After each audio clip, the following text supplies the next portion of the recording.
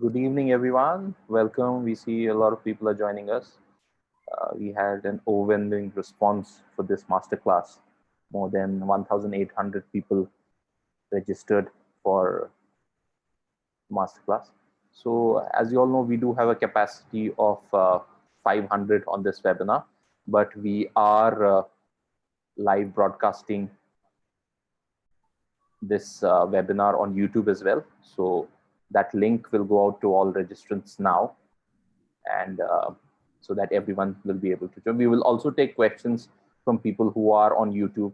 You have a chat option on that, and you can send in your questions there as well. So in the meantime, if everyone can just use the chat tool to slowly introduce themselves, just to get a sense of where all our attendees are coming from today.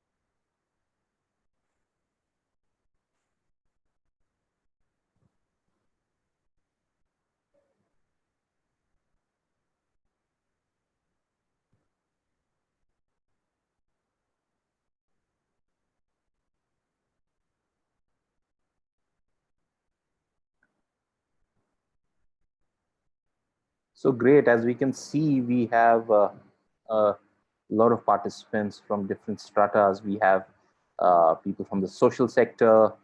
We also have people from the corporate sector. We have a lot of students here today. We have social entrepreneurs as well. So yes, quite a varied bunch, I must say. So I think we can start now. So once again, good evening to everyone present here. Thank you so much for registering for the ISEM Masterclass series, and thank you for now attending this masterclass. As always, I hope you all are safe and staying indoors and keeping yourselves and your community protected. So today's masterclass is by Mr. Ravishankar Iyer. And without actually much ado and wasting any more time, I would like to hand over the dais to Mr. Ravishankar. Ravi. Thanks, Adil. That was short and sweet. Thank you so much. This is overwhelming, Adil, to see so many participants. And when I was looking at the chat window, right, it's like all over the country. In fact, all over the world, people from all over the world and across different types of organizations. So very overwhelming, very humbling. So thanks for this platform. And I hope that all of you have learned something new that you can put to use in your organizations in the next 1 hour. So before I start with the slides, I want to share a quick short story about my why. Right. So Professor Suman talked about branding, and he said, start with your why. Why am I doing this? Right. So this was in 2005 when I was at IMA, my second year, and coming towards the end of the year, and all of us are kind of trying to figure out which sector to join in. What kind of a job And most people are thinking consulting or investment banking or finance or various other options. And I was confused. I was extremely confused. I didn't know what to do, what area to work in. And I still remember there was this Beatles song called Nowhere Man. And that used to be playing on loop in my mind that, where am I? What do I need to do? What do I want to do? And at that time, I vividly remember there was an interaction that happened at IMA in one of the classrooms, run by a certain Mr. Aditya Natraj. So many of you might have heard of or know Aditya. He was running Pratham's Gujarat operations then. He later went on to found Kaivalya Education. And I think now he's with Piramal. But what I remember from that interaction is how genuine, how nice, how friendly he was. And he was, talking about the work that Pratham does. And that like rang a bell in my head, like, oh my God, I wish this is something that I could do. This is one area where I could work in. And for a brief, I would say a few days, I actually thought about taking the job, leaving everything. And somehow I think God doesn't give us that kind. I mean, I didn't have that kind of courage to leave everything. I did my CA and then MBA and then said, leave everything and then do this. I didn't have the courage back then. So I joined a consulting firm in the infrastructure space. 7 years spent there, learned a lot, great fun, very, very valuable. But then this SCADA was always there at the back of the head, right? And during the 7 years, my only involvement in the social sector was basically, fund whatever initiatives that I could. But then finally, this seed that had been planted by Aditya, emerged in 2011 when I actually joined a social enterprise called Be Able. So Be Able, I don't know if some Be Able folks are here. Very, very close friendships. I was there for 3 years. I was working in skill development for the youth, and we did some work in terms of making youth more employable and then giving them jobs. I was doing some work on placements and partnerships, etc. And very formative years, 3 years.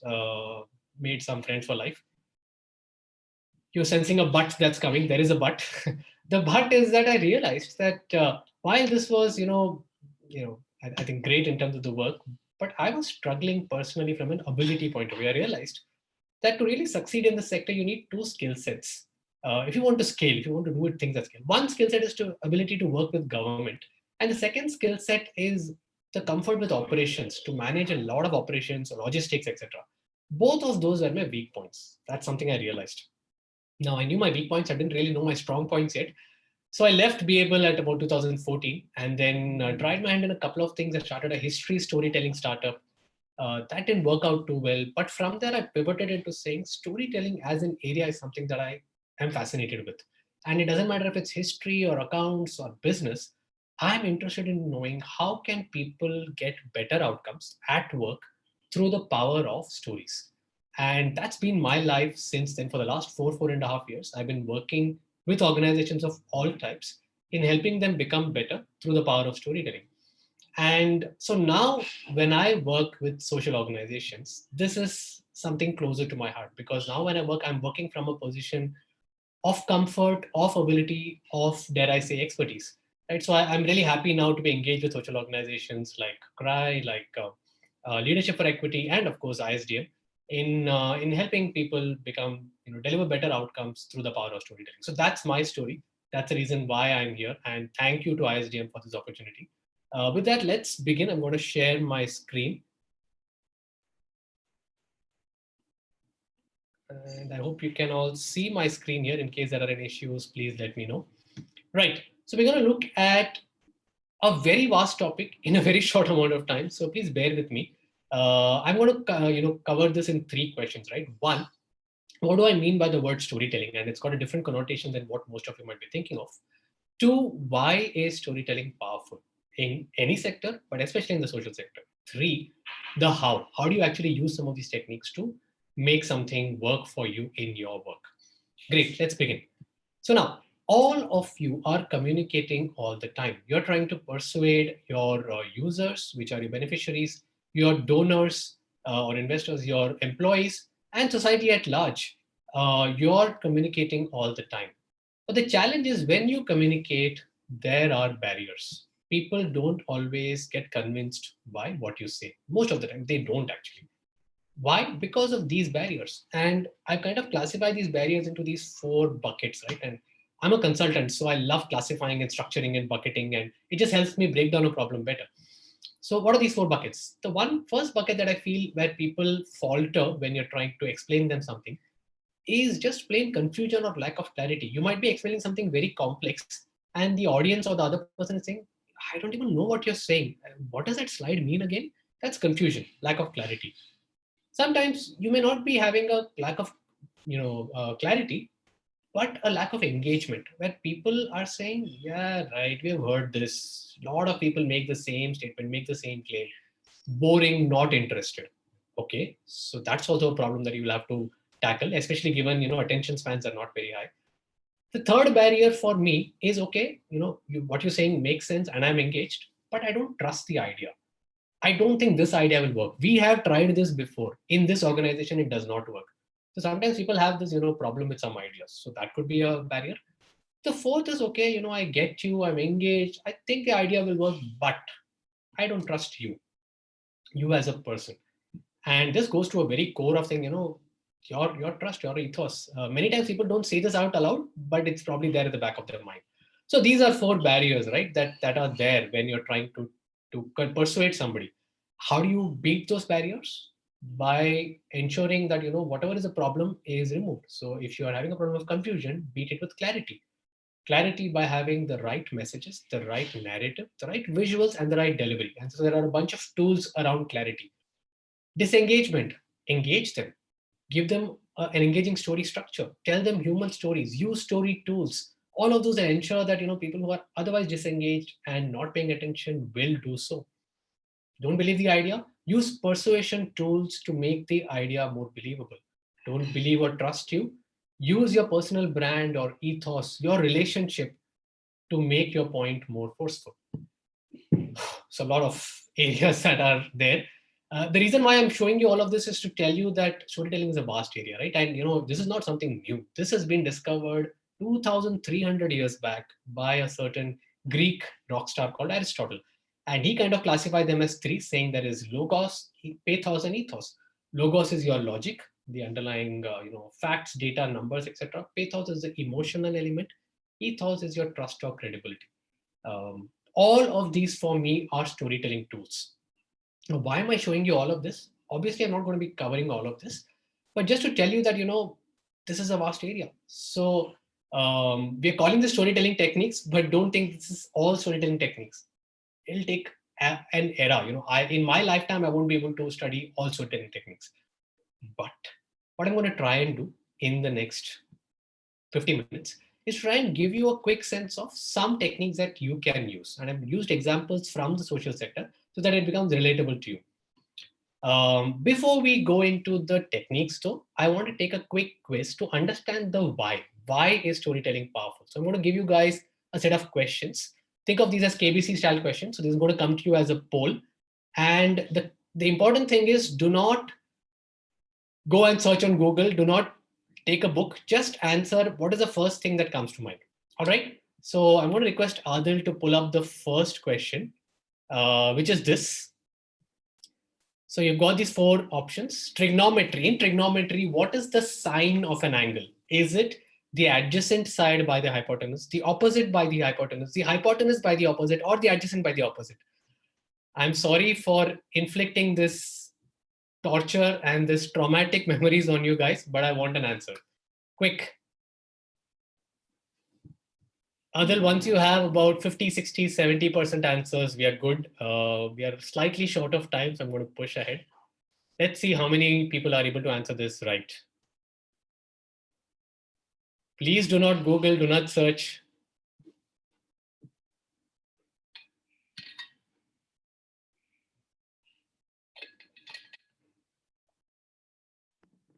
How many answers have you got, Adil? 350, and I've stopped the poll. Okay, perfect. Can we have a look at the... Yes, I'll just share the results. Aha. So it's, I hope everybody can see the answers, right? So it's split between adjacent and opposite. And then there are some answers for the others also. Yeah, we could just be throwing darts, right? There is no way for us to remember this stuff. It's tough. For those of you who want to know the answer, it is opposite by hypotenuse. not that it matters to us in life.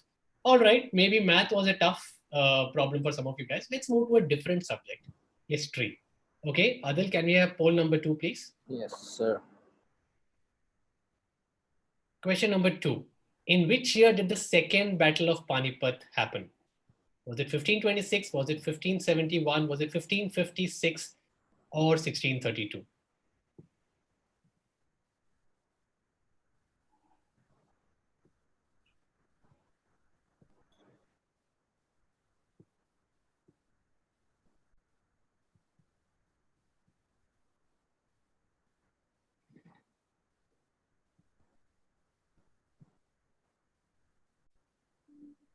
Okay, if you've got about half of the answers, we are good enough, Adil. Let's see the answers.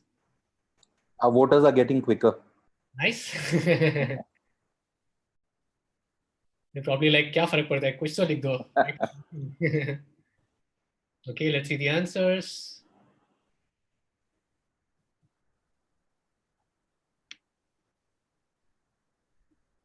Yeah, so Lalita is saying my color code is that of KBC, right? Okay, not bad. 40% is for 1556. If this was an audience poll on KBC, the audience would be right. So well done, audience.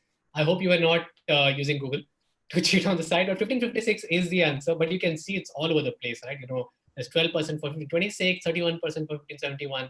Again, it's difficult to know these numbers. Okay, last question of the quiz. Adil, if you can bring up the last poll, please. Sure. Here is the last question, guys. In the story, The Hare and the Tortoise, what is the lesson? What is the moral of that story? Is it A, tortoises are faster than hares? B, well begun is half done? C, it's important to take frequent breaks when you're taking a race? Or D, slow and steady wins the race? Let's see what the answers come up for this one. Pallavi saying, thank God for anonymity in the polls.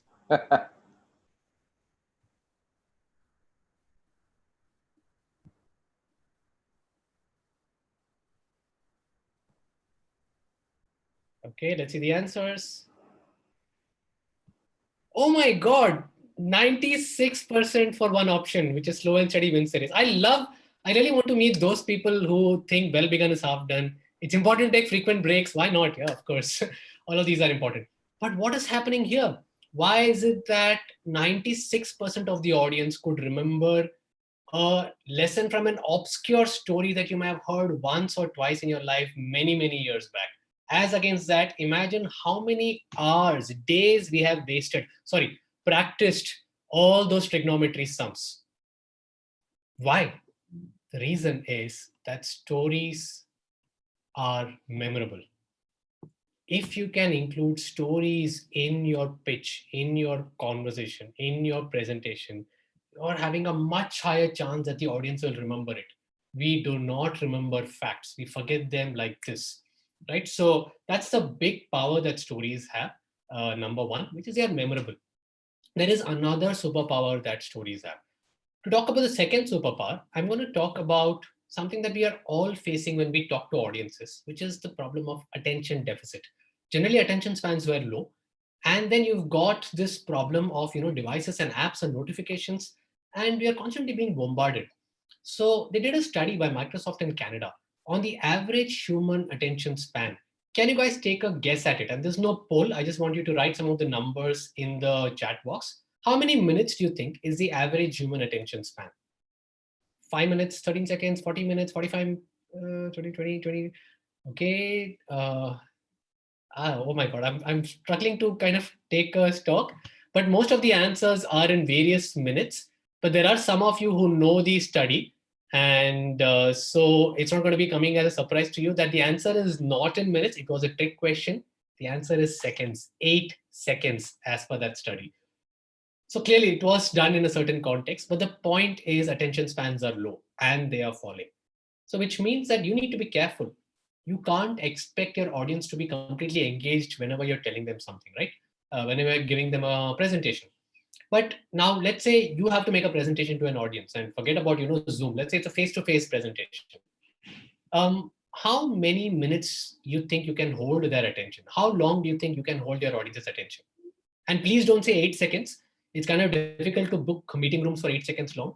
So, okay, Gauri says 3 minutes, 10 minutes, 15, 5 to 10, 3, 20 to 30, 15, 20. Somebody says, depends upon the topic. He must be a consultant. All right. So we've got an average, I think, of 15 minutes. Great. What if I tell you guys, you have all attended presentations in your life where your attention has been held for up to 3 hours, sometimes edge of the seat. What presentations am I talking about here, guys? Movies, yes. You're talking about movies. A movie is finally a presentation. You're seeing something on a big screen and you're watching something, and sometimes it's so good that you're engrossed for the entire duration and you're incredibly attentive. So movies have a lot of things going for them. You've got great music, cinematography, acting, direction. But what's the core ingredient that really holds your attention in a good movie? What do you think, guys? The plot, the story, excellent. All of you are getting it right. It's the story which really holds your attention. So that is the second superpower of a story. First, as we said, it's memorable. Second is that it holds our attention in a time and age when attention spans are low and falling. Right. So that's the two big superpowers of why stories are powerful tools, which is why you should include them in your presentations, in your conversations. Great. Now we've talked about the why story. Now let's come to the how. So when I talked about the how, I'm going to talk about two types of stories: human stories and number or data stories. I'm aware time is going to be a little crunched, but we'll try and cover as much as we can. Let's start with human stories first, right? And the universal question that people have is, what is more powerful? Should I wow my audience with numbers and data, or should I tell them the story of individual beneficiaries, right? So both are important.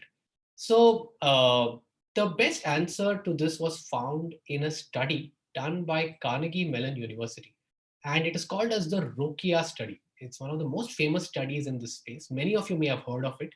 Let me quickly replay what it was about, right? It was a experiment where they basically got a bunch of graduate students, gave them $5 each, and then broke them into two groups. Group A got this. They got a quick paragraph on problems in Africa, right? A lot of data and stats and numbers on problems in Africa. And you can see a bunch of stats there, right? Malawi food shortages affecting 3 million children. 3 million Zambians face hunger. 4 million Angolans. More than 11 people in. Oh, okay, overwhelming. There's a big problem in Africa. Okay, so this is one group. Group two got a different conversation, a different communication. This is what they got. They didn't get any data, no numbers, no facts. Story of one individual called Rokia, one 7-year-old girl who lives in Mali, desperately poor. With your support, Save Your Children will help with Rokia's family and educate her. And they're not talking any numbers, no millions here, nothing, right? So now these two stories were told to these two groups. And now what happened? Now you have $5. Each student can decide to donate all $5, zero, or whatever amount, right? So they averaged the donations by group A, and that amount was $1.14. So in group A, students average a donation was $1.14. Group B, what do you think? Is the number lower or higher? And two, higher by 5%, 10%, 15%? How much? Higher by 50%, higher by 100%, higher by 2x, 50, 200, 20, 15%. Great, you guys know this, right? So you know that which direction this is going to head in. You're right, this number was higher. It was higher by 2x. Yes, it was a big, big jump. $2.38 was what was given for this story. Stories are powerful. We cannot grapple with data and stats. It doesn't make us give, at least as per this study. Right? So this study has not been like replicated on a much larger audience. So you have to take some of these with a pinch of salt. But in this particular study, it definitely worked that way. And all of us also have gone through these situations, right? When we know the story of an individual person, it connects with our emotions, because this will not connect with your emotions. Emotions is stronger in B. Now, does not mean that, you should never use A, you should only use B and all of that. We'll come to some examples of where will you use A, where will you use B. But in this case, B worked better. And there's a nice quote by Mother Teresa in this fact, and this is her quote, which is that if I look at the mass, I will never act. I feel paralyzed almost. If I look at the one, I will. Because it's almost like I can do something for the one. I can't do something for millions. Right? So that's the theory, that's the underlying principle behind it. Now, are social organizations doing it? Yes, almost every social organization knows this. I use the word almost here. Not everybody. I have looked at a bunch of websites. Not everybody has a collection of these stories, but many organizations have. So what I've done as a part of this webinar is to study these guys. How are they showing these stories? There's a huge variability. So I've looked at organizations like Gunj, Charity Water, Akshay Patra, Concern India, Keto, and a bunch of others. And I've tried to kind of decode or analyze how are they writing these stories and how you can write these stories better. So unfortunately, my analysis is not backed up by hard research and a study. Ideally, we should do like an RCT, right, where you kind of do all of these stories and then see which one works. Maybe that's an interesting project there for ISDM. But for now, this is more my take on what stories I think work better. So let's try and analyze these stories on this continuum. So I've kind of put these on this continuum, where I start with the first organization, which is Keto. Many of you would have heard of or would know Keto. It's a fundraising platform. Many people kind of go there to raise funds for various causes. I happen to donate to Keto, and they are fairly aggressive in their advertisement. So I don't know how many of you are seeing ads like this on YouTube. It's quite prevalent for me. Yeah, so I can see some yeses all the time. So good. So I'm not the only one. So they are fairly aggressive. Now let's look at this ad, right? I'm not actually playing the whole ad, but this ad. So they'll have a story. It's always an individual story. It's not data and stats. And they will write statements like these. Now, I'm not going to judge this for now, but I'm going to come back and ask you guys. I want you to quickly try and tell me on the chat, what do you think works in this approach, this Keto approach? What is the positive part of the story? Can you guys take a stab at it, please, in the chat box? Emotions, very good, Kiran. Guilt, high reach, emotions, empathy, constant reminder, emotional connection. Impact, guilt, faces, connection, relatable, anger, togetherness, stories about people, ground story, personalized. Excellent. This is superb, guys. I'm again overwhelmed, but I'm a little cognizant of time, so I'm going to go ahead.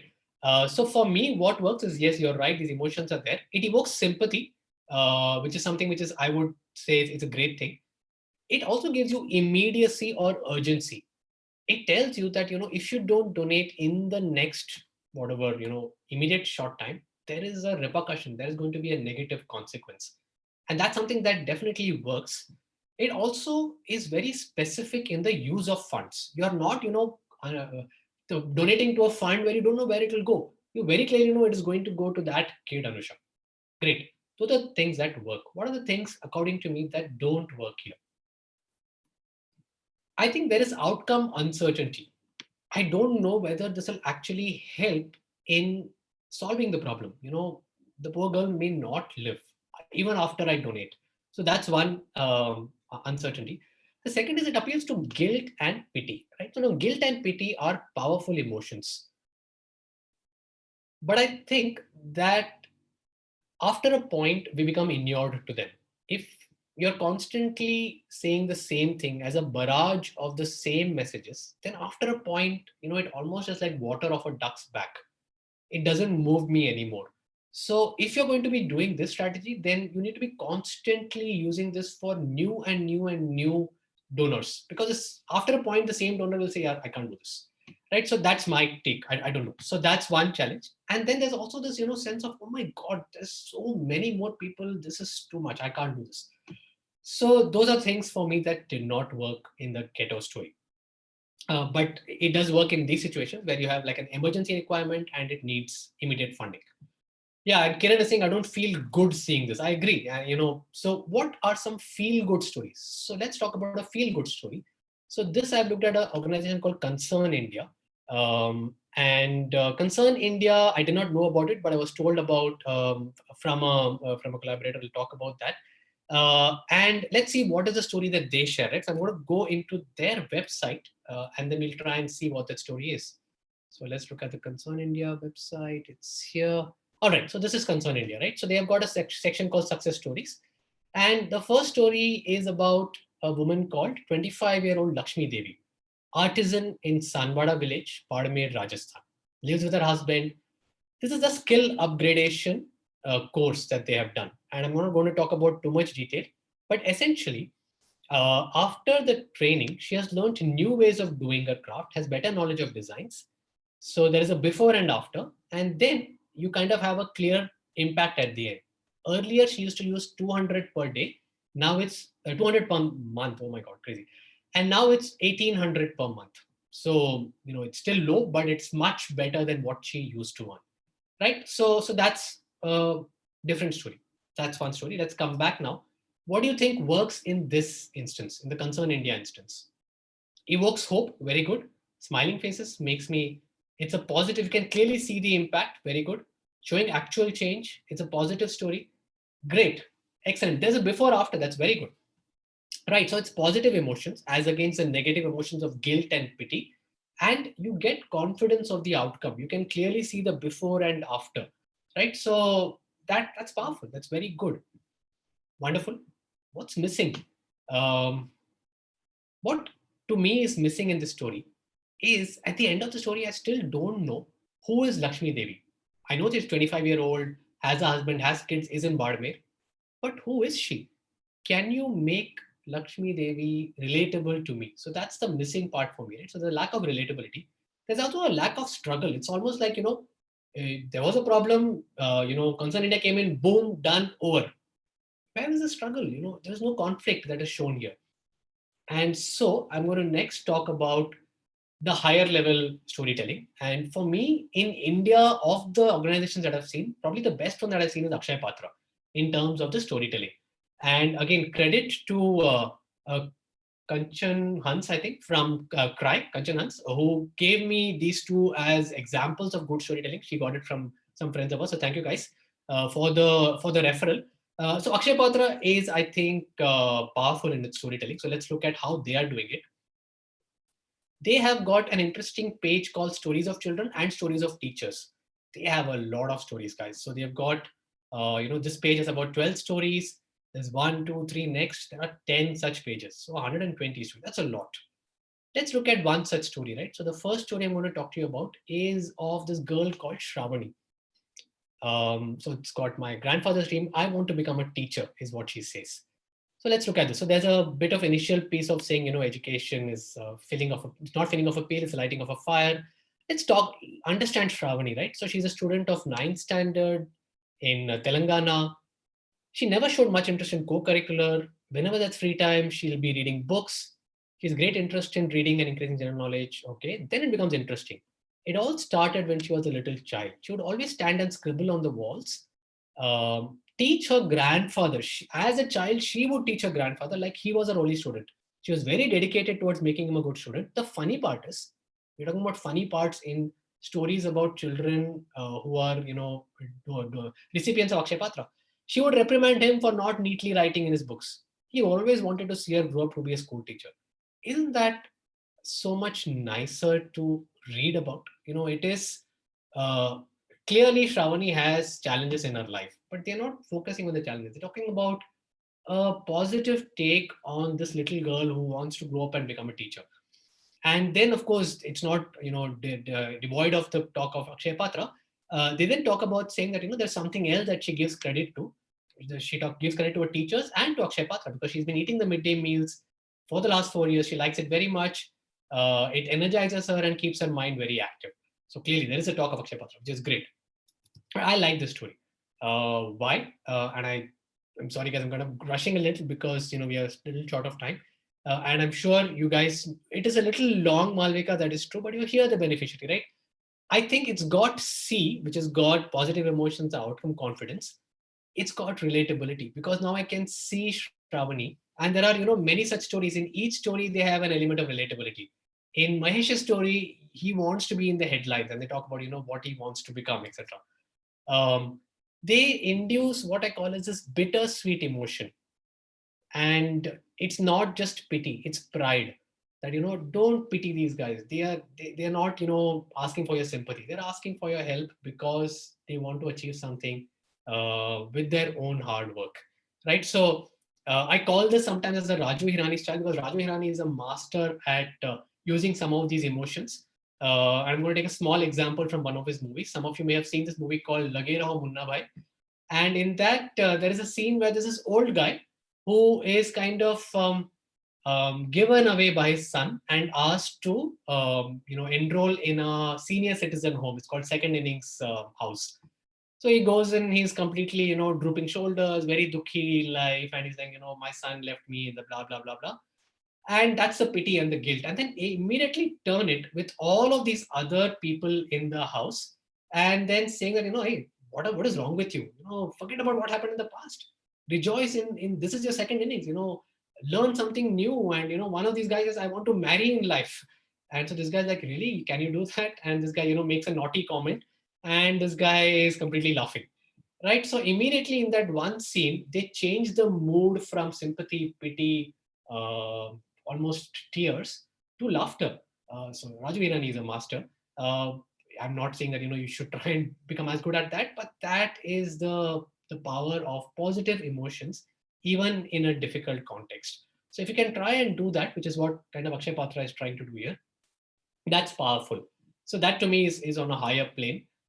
What is Akshay Patra missing? Is it missing something? What, for me, the small missing element is the element of conflict, the struggle. Sure, I'm seeing that, Shravani wants to become a teacher, but, where is the struggle? And can I see her actually achieving something? So now I'm going to introduce to you story number 4, which to me kind of meets all the boxes, right? So what are all the boxes for me? So let's look at story number 4. Sorry, we'll go back here. Story number 4 is by an organization called Charity Water. Some of you may have heard of this organization. It's by a guy called Scott Harrison, headquartered in the US, New York, and they basically supply clean drinking water to people across the world.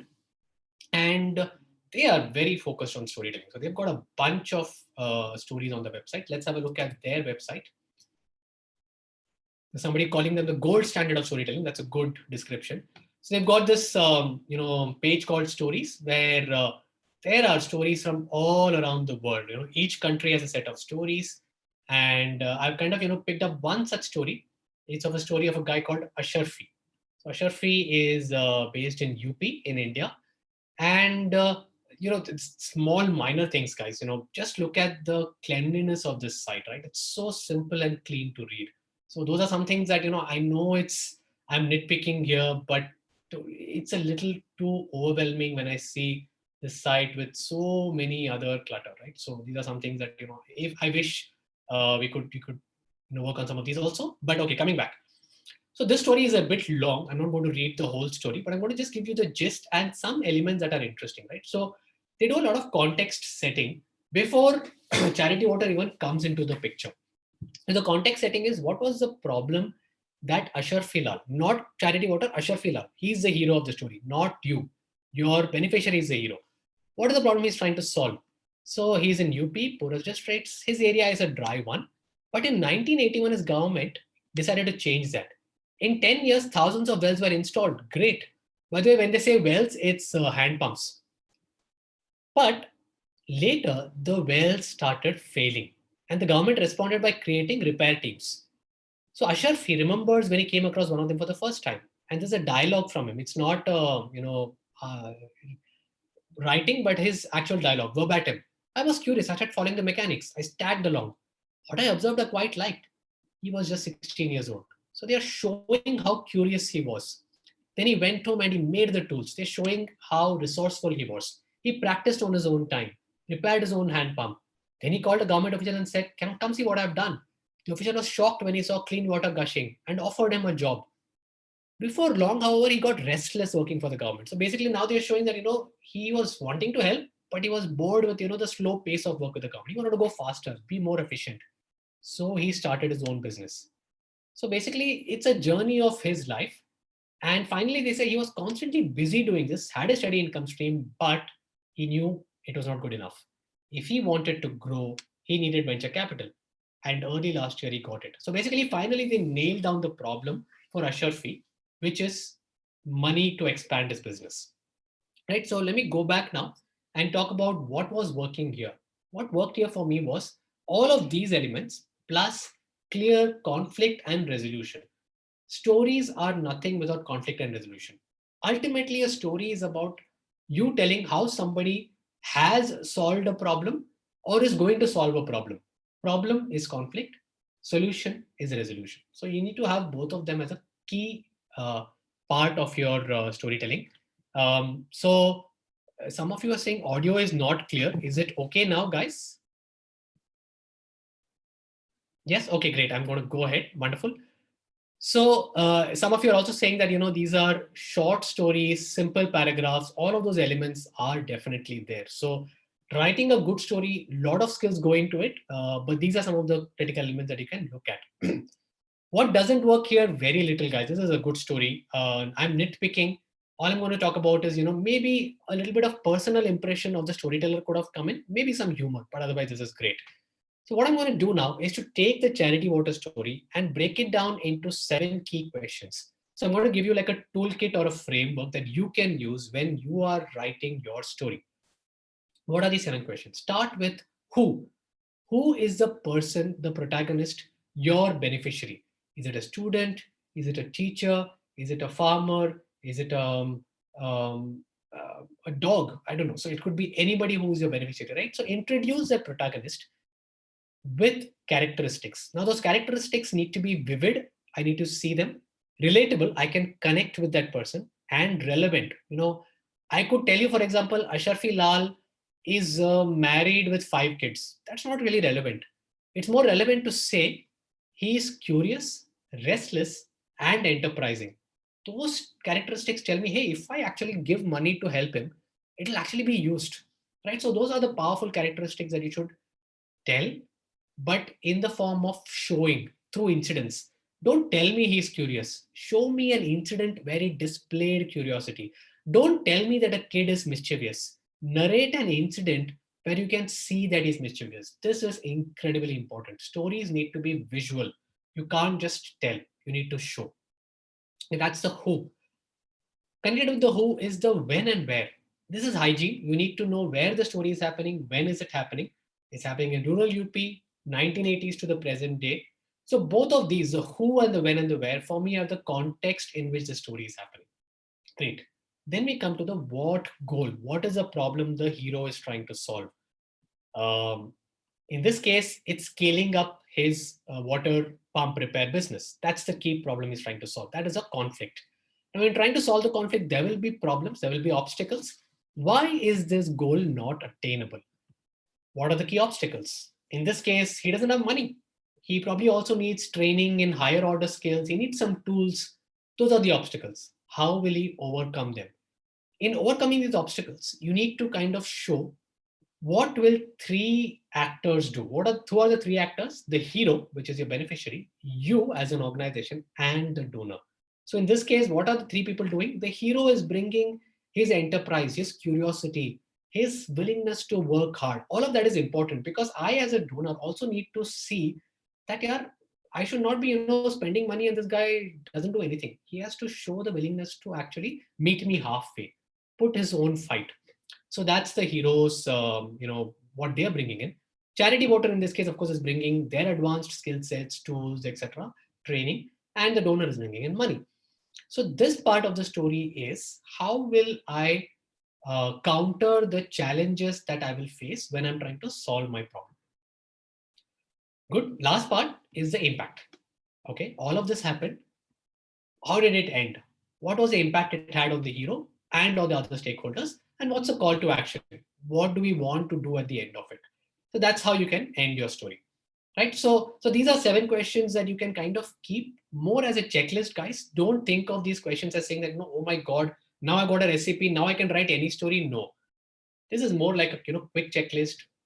Ultimately, you have to write your story with your heart and check this to see, have I missed out something? Do I have a clear conflict? Do I have relatable characteristics for my hero? And so on. It will just give you some sense of what is missing. It's not going to help you to actually write your story, right? So that's your human stories framework.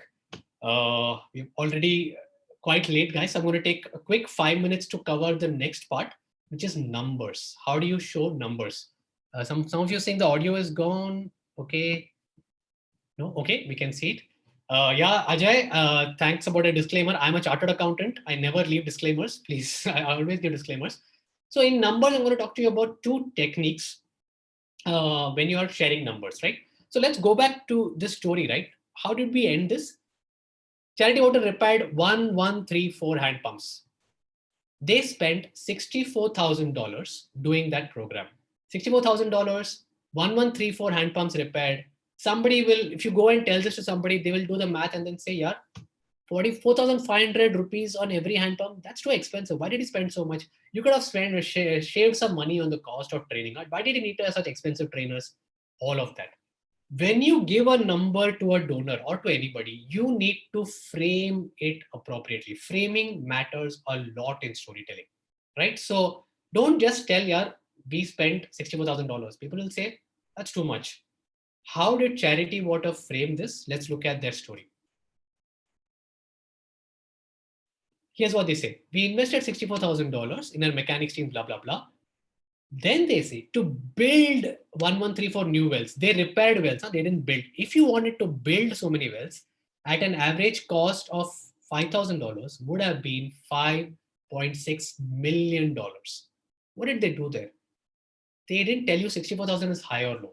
They just compared, contrasted, put it in the frame of what would it have cost you to build all these pumps afresh. $5.6 million. That's a lot of money. Now you're telling me that you could have spent $5.6 million.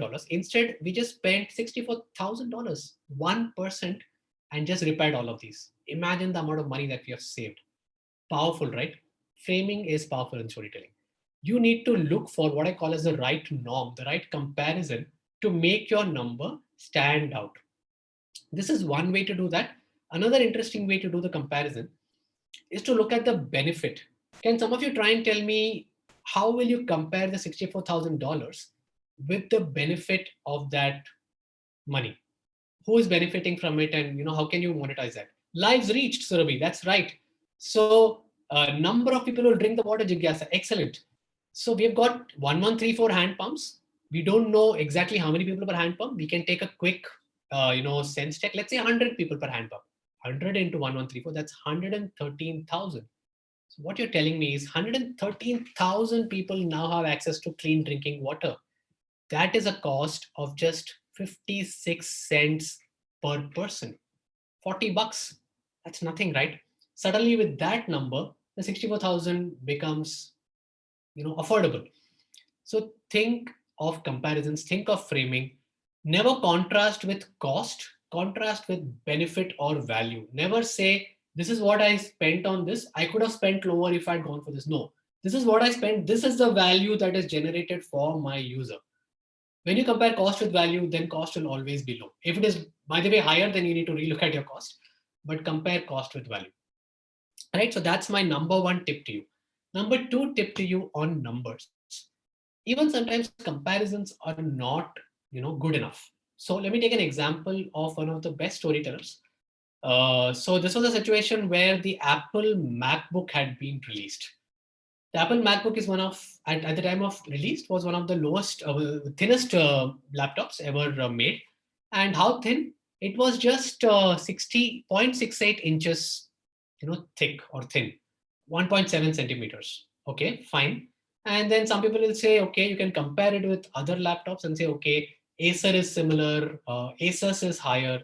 Okay, this is the thinnest, laptop compared to competitors. Fine, but boring. And now some of you know what was done here, and some of you are writing in the chat, but to the panelists, can I request other people to try and remember how this was communicated by Steve Jobs when he revealed this on the stage? So I'm going to, yeah. So Alika is saying as thin as a paper. It was not as thin as paper, Alika. He opened it from an envelope, is what Ajinkya is saying. Absolutely. So Steve Jobs was a big showman, right? He didn't say how thin it was. He showed you how thin it was. He said, it is as thin, so thin that it can fit inside a manila envelope. Imagine how thin would that be, right? So a relatable picture is far better than comparing it with other competitors or time or whatever. So sometimes when you have these big numbers, we have reached 40,000 people last year, or we have, reduced cost by $40 per person. People can't really connect with some of these numbers. You need to make these numbers relatable.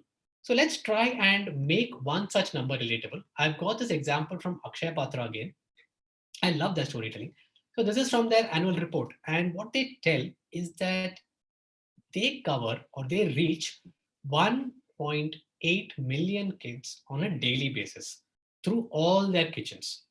Okay, 1.8 million kids, 18 lakh. You can't really put your hands around that number, right? I can compare it again. Last year we reached only 17 lakh. Okay, fine. That doesn't help. Okay, so now we're trying to. So, can you guys try and guess or try and think, how is it that we can make this number stand out? How can I make this number come out alive? How can I make 1.8 million relatable to anybody?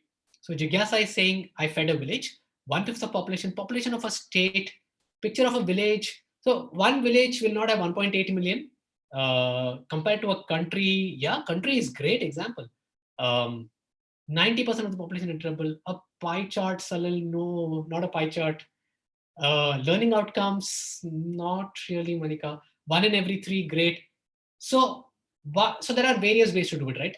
This is where storytelling becomes creative, and you can do it in a very, very different way. What I'm trying to do here is to get you to visualize 1.8 million. So here is one trick that you can do. Feeding Australia. Australia is, I think, more than 1.8 million, but yeah, that's a good example. Okay. What is the biggest space that you can think of, guys, where a lot of people get together at the same time? And stadium, very good. A stadium. So think of the biggest stadium in India, Eden Gardens, 68,000 people at one go. Nowhere else will you be able to see so many people at one go. Everybody can visualize what an Eden Gardens looks like. Now, all you have to do is to try and see how many Eden Gardens do they feed on a daily basis. Do the simple math. Oh, it's now Motera, some people are saying. Okay, great. So the math in Eden Gardens would be 26 such fully filled stadiums. And don't just say 26, visualize it, make them see it. So that's when it becomes, oh my God, 26 Eden Gardens every day? That's crazy. That's one way to do it. Another way to do it, all of you have been in situations where people are fed. What is a situation in your life where you feed a lot of people at one go? Weddings, Kanan, very good. And the big fat Indian wedding has a lot of guests. We all know, oh, Langar, great example. So where Langars or weddings, the big fat Indian wedding is where a lot of guests come. Let's take a wedding which 1,000 guests. That's a big wedding. Now all of us know what effort it takes to, people line up, and 1,000 guests is a lot. You know that. How many such weddings does Akshay Patra cater to in a day? 1,800 such weddings every day. Imagine the amount of logistics and planning and care that goes into organizing 1,800 weddings every day. It's crazy, right? In fact, what I would probably do is go and find out which is the biggest wedding planner in India, right? And find out how many weddings have they planned in a day. I'm sure it'll be nothing compared to what Akshay Patra is doing. They're doing something crazy. They're doing something special. If you're doing something crazy, doing something special, the storytelling has to be special. It can't be, we just do 1.8 million. You have to make it alive. Finally, one more example that I have, I'm acutely aware I'm running short of time, is population, right? So villages are too small. A Delhi or a Bombay is too big. So I looked at cities by population in India. There is one city which is almost equal to 1.8 million population. Can anybody guess which city is that? Pune, no. Pune is much bigger, Niti. Raipur, Kolkata, Chennai. Indore is close. It's the same state as Indore, guys. It's Bhopal. Yeah, Bhopal is about 1.8 million. So that is also relatable. Imagine feeding the entire city of Bhopal every day. Okay, I'm going to stop with my comparisons now. You get the idea, right? So when you talk about numbers that are too big, make it relatable with size as thin as a envelope, time as short as cooking Maggi noodles, space as big as Motera Stadium, a wedding banquet, a city, or money. It'll just cost you as much as a Starbucks coffee. Yeah, so try and make these numbers relatable. All right, so summarizing what we have looked at so far, guys, human stories and numbers. You need to have strategies for both when you're communicating this. For human stories, think story structure. Try and make sure that you cover all these questions. Who is your protagonist? Make them relatable. Show them as real people. What was their goal? Why could they not achieve it? How did you help them overcome it? What is the impact? Show, don't tell. Make it vivid. And bittersweet emotions, pride, positive emotions, according to me, are better than the negative ones. But it's your take. On numbers, frame your numbers. Use the right norm. Compare value and benefit, not with cost, and make your numbers relatable. Make big numbers especially relatable. Right. So that's it, guys. Those are my takeaways and tips. I'm acutely aware that we don't have enough time, but I'm willing to stay on for some more time for Q&A. I'm willing to stay for as long as you want for Q&A. Before I get into the Q&A, a quick share of some of the books that have helped me, have influenced me as a storytelling coach. And some of you are asking about the presentation. This will be uploaded on YouTube, so you'll be able to see the slides and the entire presentation. So all of these books are great, but if I were to give you just two recommendations, I'm going to talk about the last two. Made to Stick is brilliant in terms of storytelling techniques. The next one, Upstream, is a very interesting new book. It's not about storytelling techniques. It's about problem solving at the root cause level. It's a great book for social organizations. Why I'm recommending it to you is the fact that it's actually very, very well written also. It uses a lot of these human stories. It uses a lot of these principles of making numbers relatable, etc. So by just reading that book, you will gain storytelling principles also and a lot of ideas for making your organization more impactful. Yeah. So I'm, going to stop here right now, guys.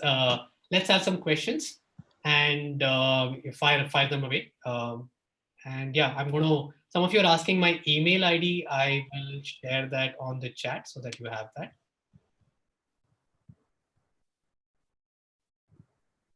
And I'll go back to the books, guys.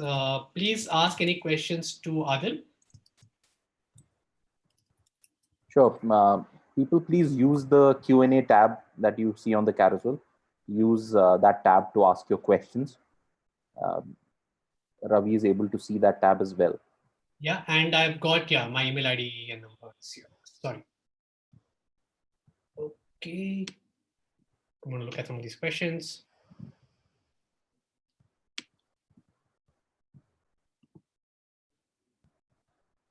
Okay, so Arun is saying that in telling this, the subjective story in corporate is not acceptable. They only like objective story in numbers. So that's a great point, Arun. And so I'm actually going to pull out one of my hidden slides. I was acutely aware of the fact that I don't have enough time. So what kind of stories do you tell when the person is not accepting some of these stories, right? So let me quickly pull that hidden slide for you.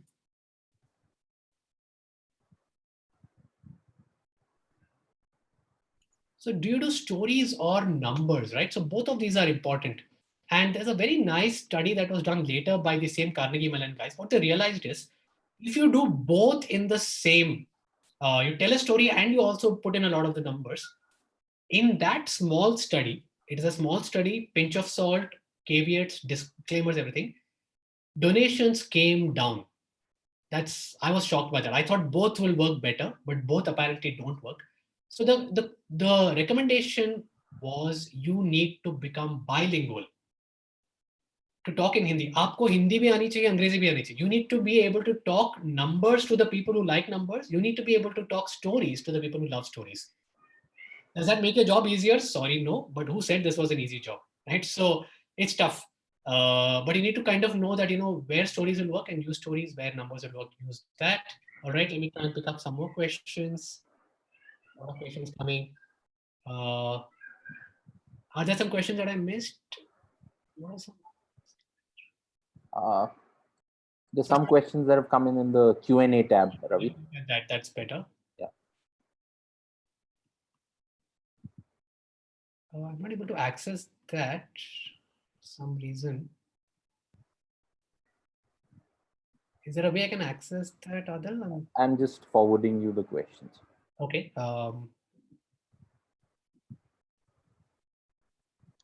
Is it because of the share, Adil? Should I stop the share? I think so, yeah. Let me try and just stop the share, guys. 1 minute. Yeah, okay. So it's there, but I could not see it. Okay. You can see it now, Ravi? I can see it now. Okay, great. So let me try and see if I can see it with the share so that you guys can.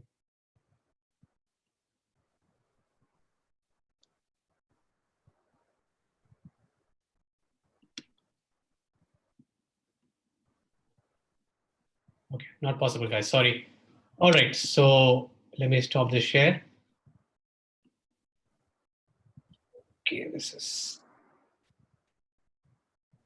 So, okay, one person is, how can I map progress of a child in school on his pre and post status in terms of case studies? So, yeah, pre and post is very important for the numbers and even for stories, right? So, look at metrics that matter to you and to the donors. And it's very important whenever you're doing any intervention to always have the base metric, the baseline metric. Without that, it's very difficult. So, if you look at the Concern India story, right, it is very difficult if you don't know what she was earning before. Without that 200, that 1800 might seem, well, she's only earning 1800. Unless you know that 200, you don't know. So you always need to have the baseline metric. What should be the ideal length of a written success story? So written stories, guys, I would say try and keep the fact that, people will not read for something. Okay, let me talk about a spoken story. In a spoken story, it should not be more than 2 to 3 minutes. When we speak, we normally speak at a speed of 150 words per minute. So, which means that 300 to 400 words is what a spoken story should be like. In a written story, maybe because people read faster, maybe you can have a little more, maybe 700 words, 700, 750 words. That's, I think, a good length that you can have. What's your thought on using infographics for using storytelling? For sure, Gunjan. I think all kinds of visuals are always good. The only thing I would say in visuals is keep it simple. Make sure that a person doesn't get overwhelmed with too much information. So the Akshay Patra site for me was a little overwhelming, too much information on one go. So keep it simple. That kind of is useful. So Lakshman is asking elements to cover in the story. Briefly explain. So we talked about these elements. Essentially, Lakshman, think of it as saying who is the person, what was the problem, and how was it solved. In a very, very nutshell, right? So that's the key thing that you need to cover in your story. All the other elements are kind of part of the thing. A written story versus a video story, what works better? Video does work better, guys. The only thing is in video, sometimes production values, the sound, the background thing, all of those can become distractions. So try and make a video that is low on distraction, and maybe you can alternate between have some parts of video, some screens, some you talking into the screen and all of that, so that it's not the things that are happening in the background don't distract you.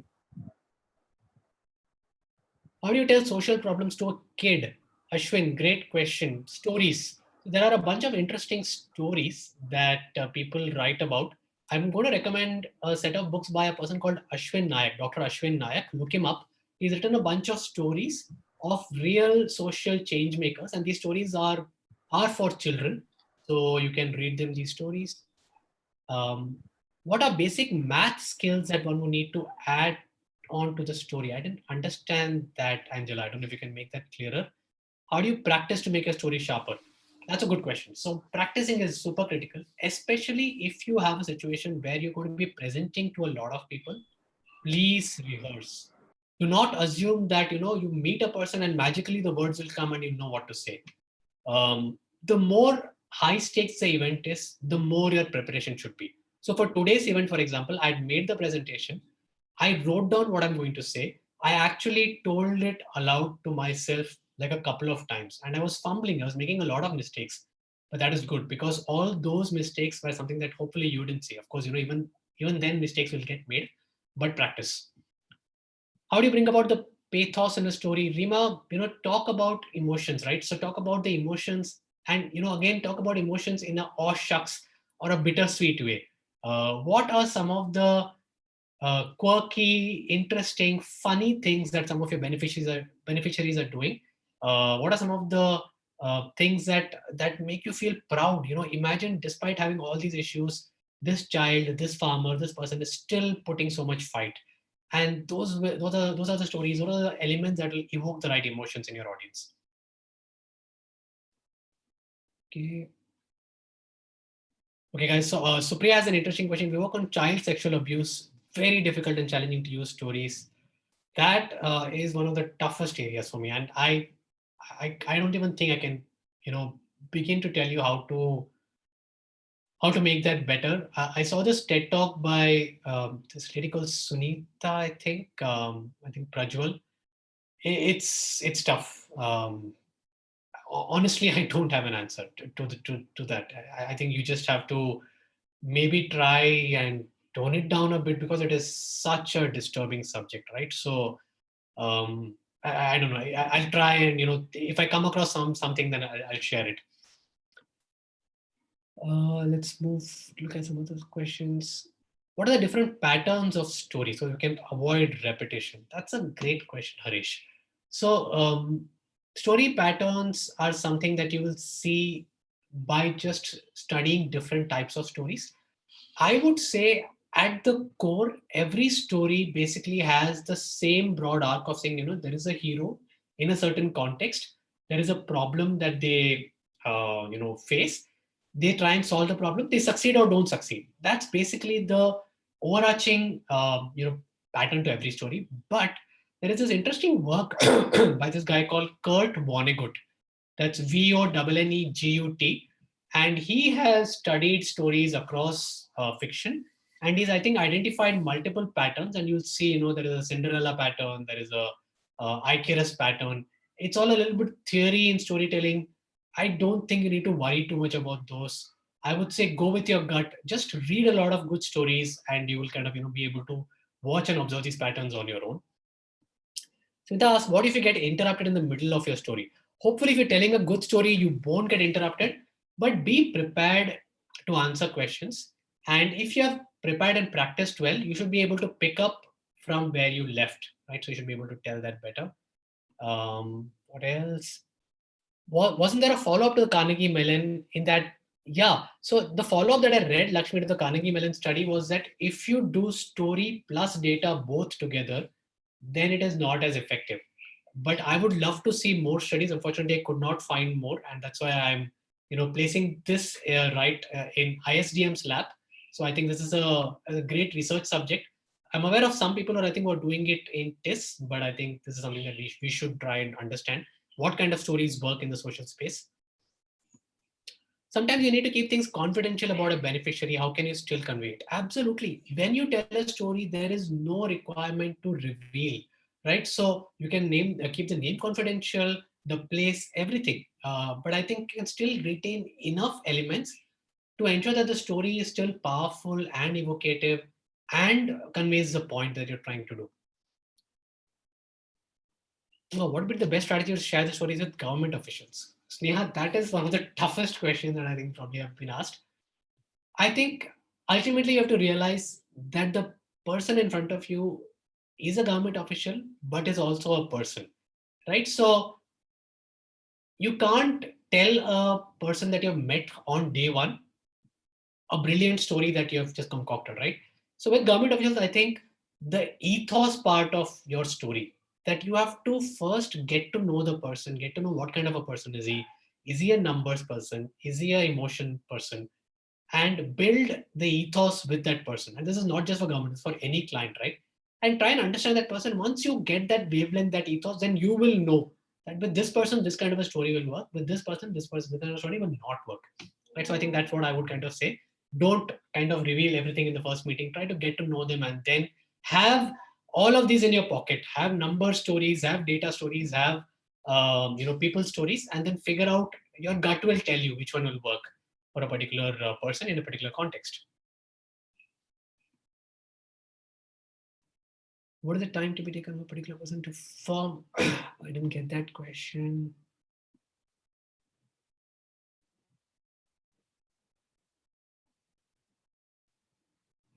Yeah, so donor fatigue is an important one. Most corporates are so used to seeing the same kind of presentation, storytelling styles. So I would say, do not copy someone else's style. Be authentic. The best stories, and that's one thing that I said I was missing. I found it slightly missing in the charity water story, right? Because I felt that it was a story about, um, you know, Asharfi Ram, but it could have been written by anybody. Finally, in your story, you need to come out.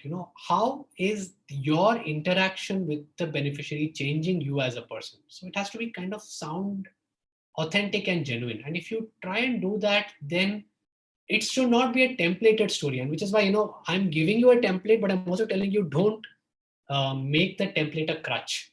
It's more of a quick checklist. You look at it, but then you have to finally tell the story from your heart. And hopefully, if you do that, then it will not seem as templated and boring and the same old thing.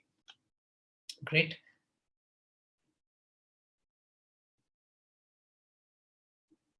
Okay, so Akshaya is saying sometimes one has to pitch innovative ideas with existing scenario, but there is only qualitative data but not quantitative data to back it up. How can one justify it?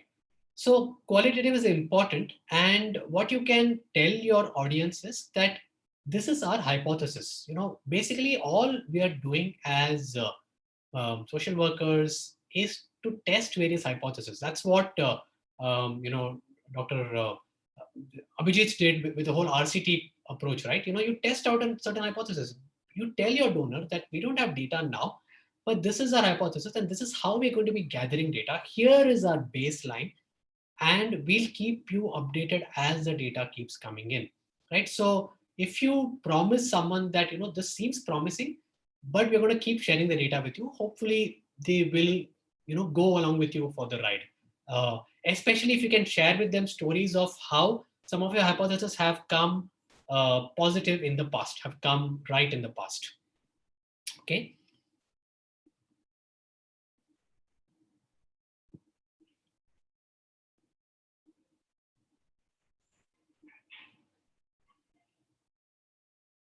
Oh, interesting. Stella Matthew, for writing a story on palliative children, it's not a story with a future. What points can you guide?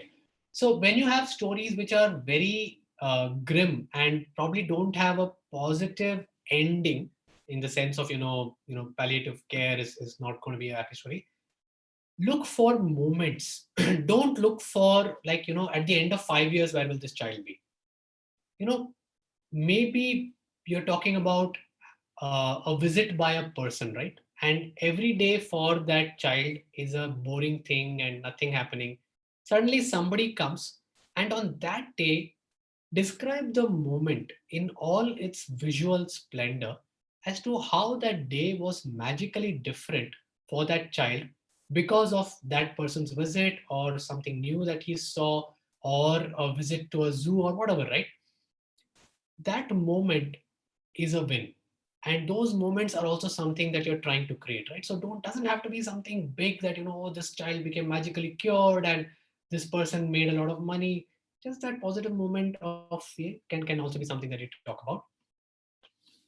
Oh, okay, so Kevin asking a very good question. Any suggestion on how to collect authentic stories from field workers who lack storytelling skills? I completely agree with that as a challenge. It's very difficult to A, find these stories, and B, refine and tell them. So you need to have like almost two skill sets that you need to build. So if I were to kind of give all of you a small kind of tip or a suggestion, I would say identify one or two or more, if possible, people in your organization who would be charged with the task of finding stories.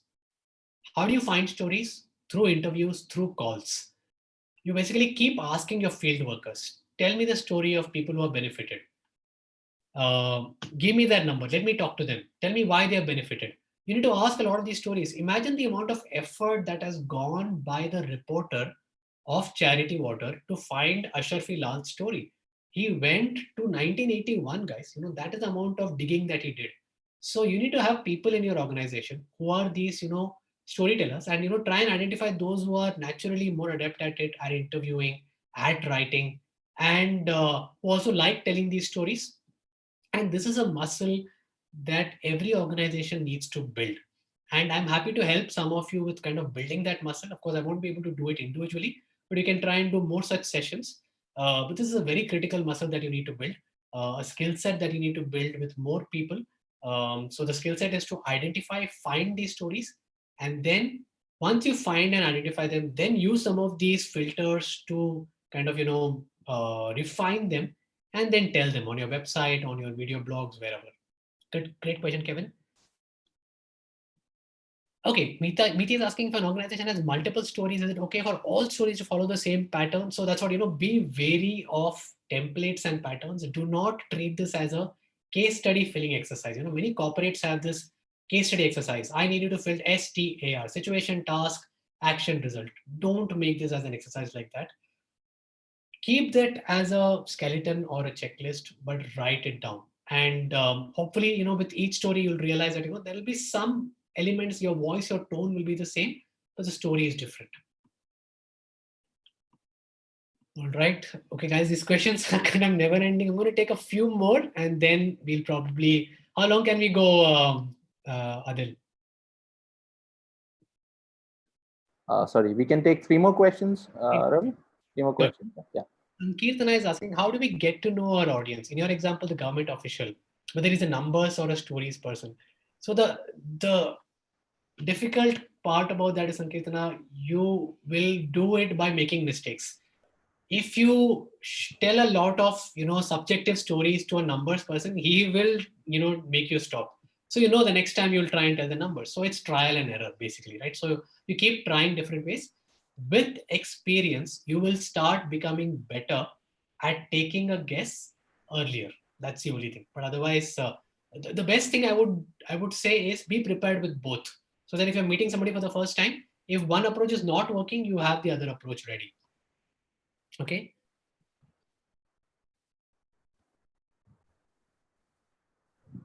Won't testimonials work better? Very interesting. So, Brother, that's a great point. Now, testimonials are good, and you should have testimonials along with this. The problem with testimonials, according to me, is that customers are not storytellers. You cannot rely on a customer to tell an evocative, gripping story about their own life. So they will tell nice things about you. What I would do is keep testimonials, keep a separate section of the testimonials, but incorporate those testimonials into your story of the customer, which is something that probably Asharfi's story missed out on. But you did see that they had quotes from Asharfi, right? So you should have quotes from your customer and then have those quotes at the end. So, for example, even in the Akshay Patra story, they did have some points of how the children are finding the food as a good thing. So have some of those. That's one point I would say as a difference between testimonial and a story. How can I use storytelling for teaching soft skills? Can you recommend any good books or websites? So for teaching, I'm just trying to think, are there any good books? Made to Stick is a great book. If you look at their website, you'll find some resources on how you can use their principles for teaching well, right? So you can use that.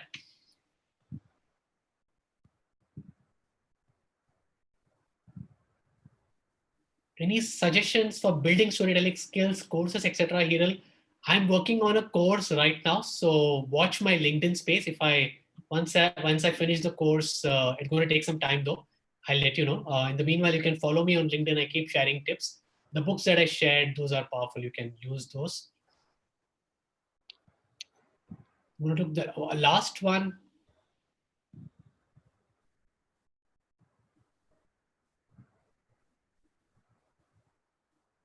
Okay, this is an interesting one. How can you raise funds for a community that is stigmatized by people through stories?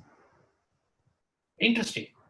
So the way I'm understanding Albin is you're saying that some people have been stigmatized by negative stories. So in the storytelling world, we call these as the anti-story. When people have a negative perception about some people, I know, and I'm not going to take Indian examples. I'm going to take examples from the US. And in the US, there is a bunch or community of people who would say that there's no point in giving handouts to some of the poor because they are lazy. So that's a negative anti-story, right? You cannot break an anti-story with data, numbers, and facts. You have to break anti-stories with real stories. What does that mean? That means real stories of people showing willingness to work hard, of the Shravnis of the world, of the Maheshas of the world, of the Asharfi Lals of the world. Right? And those people are there, and you have to, dig these stories out, share them with your world.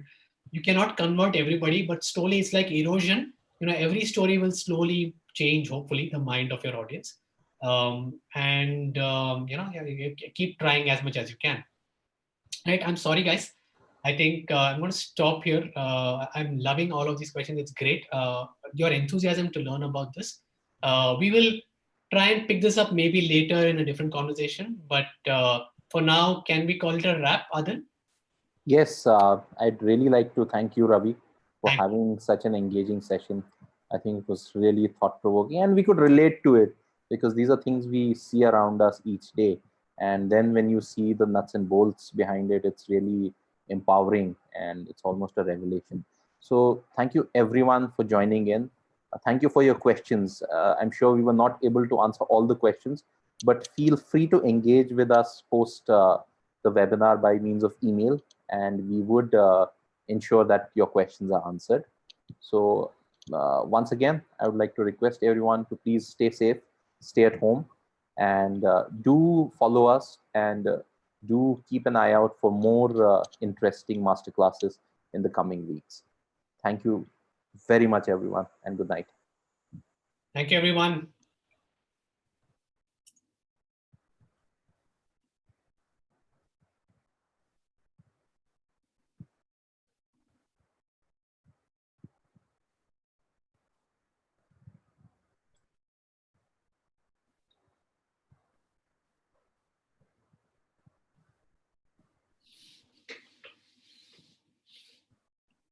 We still have